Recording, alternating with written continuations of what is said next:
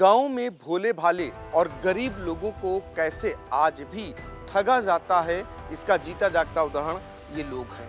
हमारे ठीक पीछे आप देख सकते हैं, ये दरअसल सीतापुर में आज न्याय मांगने के लिए अधिकारियों के यहाँ आए हुए हैं और इनका आरोप है कि गांव के ही एक लोग जो इनकी ज़मीन को लिखा लिए। इनका एक भाई मंद बुद्धि का है और इनके ना माता है न पिता है, इनकी शैक्षिक योग्यता भी नहीं है।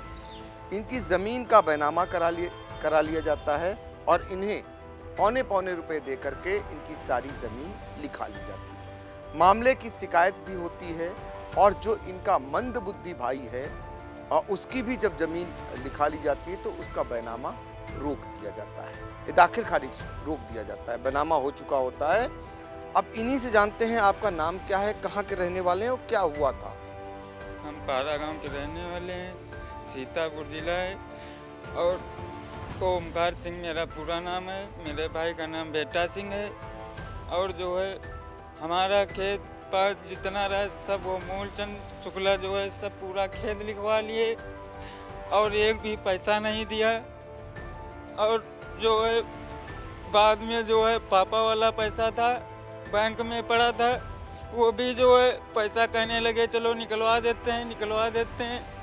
और हम दोनों भाई गए वहाँ बैंक में, वहाँ जो है हमसे सबसे वकील मिले हुए थे, राकेश वाजपेयी हैं एक, वो उन्होंने भी नहीं बताया कि जो है तुम्हारा पैसा इनके में ट्रांसफ़र हो जाएगा। लेकिन वकील कैसे जानेगा, आपने कैसे ट्रांसफर कर दिया। तो वकीली लोग जो है हमसे साइन करवा रहे थे वहाँ पे। नहीं तो आपने अपने मन से किया होगा ना, उन्होंने जबरदस्ती तो करा है। जो बोलते गए वही हम करते गए कि यहाँ साइन करो वहाँ साइन करो, हम वहाँ पे साइन करते गए। आप कितना पढ़े हैं। पढ़े कौन है, बस ये थोड़ा बहुत मिला मिलू के यहाँ पढ़ लेते हैं और ज़्यादा नहीं पढ़े हैं। आप कितने भाई हैं। 2 भाई हैं। एक जो दूसरा भाई है वो क्या मंद बुद्धि है। वो पागल टाइम में गांजा वांजा ज़्यादा पीता है। और आपके माता पिता। माता पिता नहीं है। कितनी जमीन थी आपकी।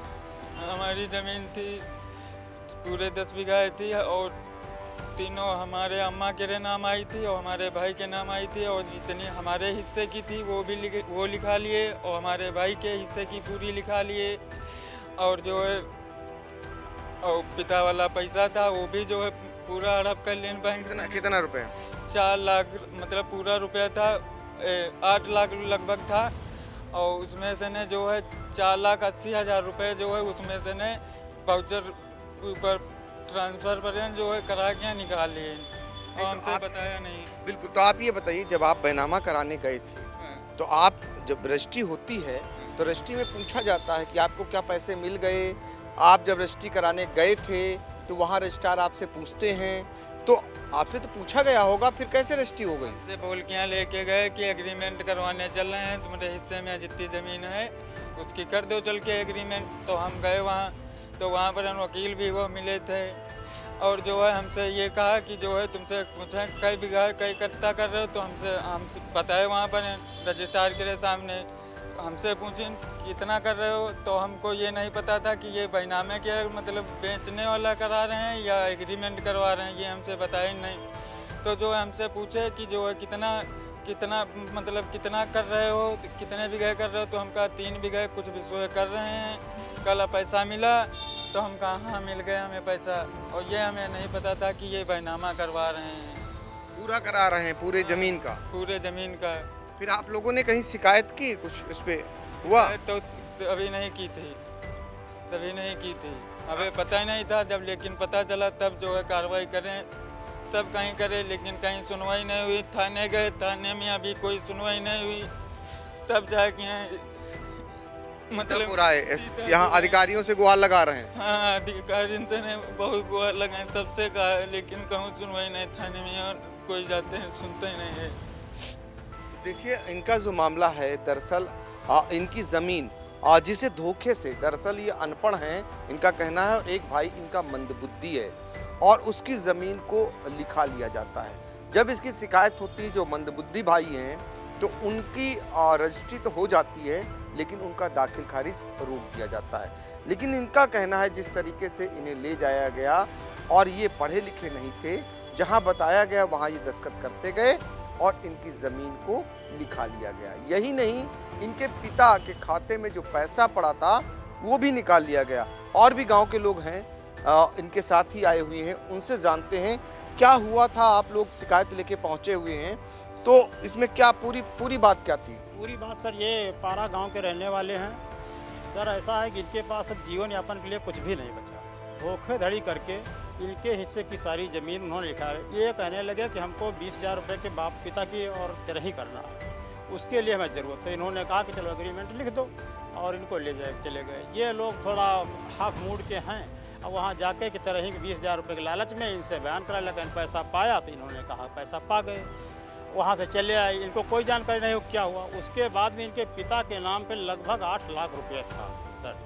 तो वो 8 लाख रुपया इनसे इन्होंने मूलचंद ने कहा कि चलो तुम्हारा पैसा हम तुम्हारे नाम करवा दें, और इनकी आईडी, आधार, पैन कार्ड जो भी था सारे कागजात इनके ले लिए, और लेकर के वहाँ बैंक गए, और बैंक में जा कर के इनसे सारे वाउचर डालों पे साइन करा लिए गए, और साइन करा के इनका पैसा अपने मूलचंद तथा उनका एक भाई है निर्भय, वो दो लोगों ने 4,80,000, 2,80,000 एक लोग और 2 लाख एक लोग अपने खाते पे ट्रांसफ़र कर लिया। इनसे कहा कि तुम अब घर को चलो, तुम्हारा पैसा अब तुम्हारे खाते में आ जाएगा, तब हम तुमको निकाल के दे देंगे। और जब ये सुबह अपना जानकारी करने के लिए बैंक गए तो उन्होंने कहा कि पैसा कहीं 8 लाख रुपए हमारे पिताजी के नाम था, वो हमारा आ गया। तो उन्होंने कहा 8 लाख पैसा वो तो मूलचंद और निर्भय के खाते में चला गया। तब ये इधर उधर या परिवारजनों से और रिश्तेदारों से बताया।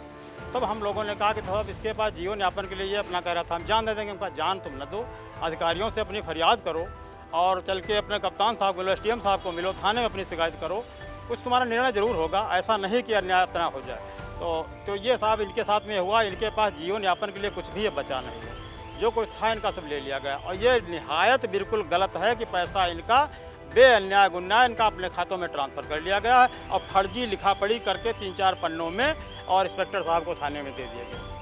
अच्छा, ये तो पैसा निकाला गया। और ज़मीन का जो मामला है, ज़मीन इनकी पहले बस धोखाधड़ी से ये इन लोगों को खिला पिला के शराब के नशे में रखा, और गाड़ियों में से साइन कराते चले गए। अरे चलो तुम्हारी ज़मीन तुम्हारे नाम हम करवा देंगे, और बाद में इनके नाम पिता जब मरने पर वरासत होकर के इनके नाम आ गई। उसको पहले इनके भाई की लिखा लिया, बेटा सिंह की, और बाद में इनकी भी लिखवा लिया। जब लोगों ने जाना तब इनके भाई के नाम तो आपत्ति पड़ गई है। वो मंद बुद्ध है सर, होते हुए भी। तब बताओ कि इतना अन्याय हो रहा है कि मतलब पागल एक स्थिति में होते हुए भी उसकी ज़मीन बैनामा रजिस्ट्री करा दी गई, और एक नया पैसा इन लोगों ने नहीं पाया। इनकी हालत एक दिन के उनके खाने को नहीं है। ये शिकायत कहाँ दर्ज कराई अपनी, और क्या इसमें कुछ सुनवाई हुई? माननीय SDM साहब सिधौली को भी प्रार्थना पत्र दिया गया है, माननीय कप्तान साहब को भी दिया गया है, थाने में भी शिकायत की गई है, और जिला अधिकारी के पास भी आए थे। तो कल तो छुट्टी पड़ गई थी। तो हमारा सर कहना यही है कि इनके साथ न्याय करके इनका पैसा वापस कराया जाए, और इनकी ज़मीन पे रोकथाम साहब करा दी जाए। नहीं तो ये लोग क्या खाएंगे, क्या करेंगे, इनके पास कुछ भी नहीं बचा। भूमिहीन हो गए, भूमिहीन हो गए। देखिए ये पूरा मामला है। और भी गांव के हैं, आपसे जानने का प्रयास करेंगे। ये बताइए कि इस मामले में आपको क्या लगता है, क्या करना चाहिए प्रशासन को, जिम्मेदारों को क्या करना चाहिए? शासन को सर यही करना चाहिए कि इनको न्याय का फैसला दिलवाया जाए, इनको अपनी ज़मीन और पैसा इनको दिलवाया जाए, न्याय का पक्ष दिया जाए। मुख्यमंत्री जी से अनुरोध है हमारा कि इनका न्याय का पक्ष दिलवाया किस जाए। प्रकार का न्याय हो, क्या होना चाहिए? अब जब इन्होंने जब खुद रजिस्ट्री की जा करके, और ये जान नहीं पाए इनका कहना है, लेकिन रजिस्ट्री तो खुद कराए, पैसे भी निकलवाने समय में बैंक पहुंच गए, तो इसमें कैसे न्याय मिलेगा? रास्ता बताइए आप। रास्ता इसका यही है, जो ये अवैध कानून मतलब ये कागज कार्रवाई दिखा रहे हैं, इसका निस्तारी रूप से जांच की जाए, उसका पैसा दिलवाया जाए। देखिए जांच होनी चाहिए, और इनका जो पैसा लिया गया है वो वापस मिलना चाहिए, और जो ज़मीन इनकी भूमिहीन इनको बना दिया गया है उसको लेकर के इनको न्याय मिलना चाहिए। आप क्या कहना चाहेंगे इनके मामले में? सर ये जो ज़मीन इनकी लिखवाई गई है, ये एक भी पैसा नहीं दिया गया, ना कोई RTGS है, ना कोई अकाउंट में पैसा है। भिन्न भिन्न प्रकारों से बताने पैसे दिए गए, और जो इनका बैंक का पैसा ट्रांसफ़र किया गया है वो बोल रहे हैं कि हमसे उधार लिए थे। उधार जो कोई 6 लाख रुपया देगा वो कहीं ना कहीं पे साइन या कुछ भी कराएगा, कुछ भी नहीं कराया गया। कौन कह रहा उधार लिए थे? ये मूलचंद और निर्भय जो लोग ट्रांसफ़र कराए हैं इनसे अपने खाते में, इनको बैंक ले जाया गया, इनसे कहा गया कि तुम्हारा पैसा, तुम्हारे पिताजी का 3 सालों से वो पैसा पड़ा हुआ था इनके पिताजी के खातों में। उसके बाद इनको बैंक ले जाकर कहा तुम्हारा पैसा तुम्हारे अकाउंट में आएगा, और हमारा जो पैसा था इनको कुछ 20,000 रुपये कुछ त्रही में लिए हुए थे अपने पिताजी के त्रही में। उसके बाद इनके दोनों भाइयों के खातों में पैसा आ गया आधा आधा। दोनों भाइयों के खाते में आने के बाद उसी दिन चेक इशू हुई, उसी दिन तत्काल प्रभाव से पैसा इनके खाते में आने के बाद वो अपने खाते में तुरंत इनसे साइन करवा कर, ये ना पढ़े हैं न लिखे हैं, इनसे सिर्फ वकील जो बताते रहे यहाँ साइन करो वहाँ साइन करो, बैंक में इनसे भी नहीं पूछा गया कि ये आप इनके खाते में पैसा ट्रांसफ़र कर रहे हैं या अपनी मर्जी से कर रहे हैं या नहीं कर रहे हैं। इनसे बैंक में एक बार भी नहीं पूछा गया। बिल्कुल। तो देखिए कुल मिलाकर गांव में कैसे लोग जो अनपढ़ हैं या मंदबुद्धि हैं उनके साथ कैसा खेल होता है, ये इसका ताज़ा उदाहरण है। ये सीतापुर पहुंचे हुए हैं जिलाधिकारी और पुलिस अधीक्षक से न्याय की गुहार लगाने। दरअसल इनके न तो माता हैं न तो पिता हैं, और साथ में ही इनके जो एक भाई है वो मंदबुद्धि है और दूसरे भाई जो हैं वो अनपढ़ हैं। ऐसे में इनको पता ही नहीं कि ये ज़मीन का बैनामा कर रहे हैं या फिर क्या कर रहे हैं। ये भी नहीं पता इनको कि जो पैसा इनके पिता का खाते में पड़ा था वो कैसे ट्रांसफ़र हो जाता है दूसरे को, इनको एक पाई भी नहीं मिलती है। इसका वो रिकॉर्ड भी दिखा रहे हैं कि इनके खाते में या इनके पास पैसा नहीं आया। अब सवाल ये उठता है कि ऐसे में जो जिम्मेदार हैं, क्या उनकी जिम्मेदारी नहीं बनती है कि इस पीड़ित व्यक्ति को न्याय दिलाए, जो उचित कार्रवाई बनती हो उचित कार्रवाई करे। इस प्रकरण की जांच इसलिए होनी चाहिए ताकि ये मामला दरअसल बहुत पेचीदा है, दूसरे पक्ष की बात इसमें नहीं आ पाई है, और चूंकि ये शिकायत करने पहुंचे हुए हैं उनका क्या कुछ कहना है ये तो उनके पक्ष से जब मामला आएगा तभी पता चलेगा। फिलहाल इस मामले की जो है ये मामला चूंकि इसलिए अब बहुत पेचीदा होता जा रहा है कि इस व्यक्ति के पास अब एक भी पाई नहीं है और ना ही 1 इंच जमीन बची है। ऐसे में इनका गुजर बसर कैसे होगा ये बड़ा सवाल बना हुआ है। सीतापुर से आई इंडिया के लिए कैमरामैन हसन गोगा के साथ पंकज सिंह गौर। शिक्षा के क्षेत्र में जनपद का अग्रणी संस्थान विद्यानिकेतन फार्मेसी एवं विद्यानिकेतन डिग्री कॉलेज कुतुबनगर सीतापुर। सत्र 2023-24 के लिए डी फार्मा एवं बीए में प्रवेश के लिए शीघ्र संपर्क करें। सत्र 2022-23 में डी फार्मा का रहा उत्कृष्ट परीक्षा फल। सभी 90% छात्र छात्राएं प्रथम श्रेणी में हुए उत्तीर्ण।